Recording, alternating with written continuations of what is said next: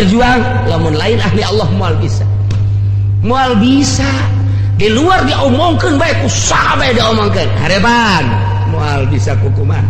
teu kudu ngomong ahli Allah mah nur ilahina nu berontak jara diberesieun teh heula nu mata kafir teh diberesieun ka Gusti kafir teh diberesieun ka Kangjeng Nabi kafir teh musuh diberesieun ka para sahabat kafir teh ngan saukur 3.000 Khalid bin Walid ngalawan 70.000 menang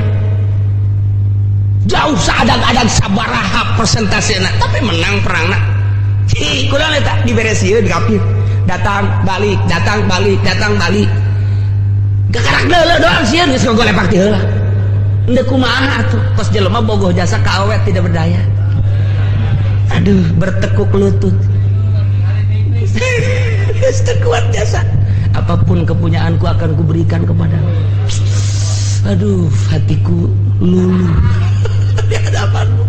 eta kos gitu ya sinar ilahi nur ilahi itu menang macam-macam sebabnya anak-anak geus disogok moal bisa kompolitik geus da diberes sakitu bae teh diberes sakitu bae nya nama ieu diomongkeun tilok ngomongkeun deui dibenduan tilok bendu deui teu kumaha atuh diberes sakitu teh diberes sakitu lantaran nyana geus pake konsep Allah jam mere teh lain jam nyana nu untung nu mere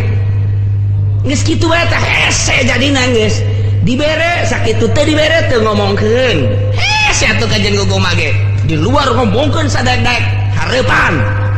tek datang kawani ngomong bagi nyanana teh nyaona naon nyanana mah cuma naon nur ilahi nu berontak ngancam ka dirina nu mantak aya bae istilah katulah eta bahasa katulah teh eta sing hadedang Allah eta teh kos kitu teh ngan engke si jelemana dibere pirasat ku Gusti Allah pirasat jelema mukmin wali teh leuwih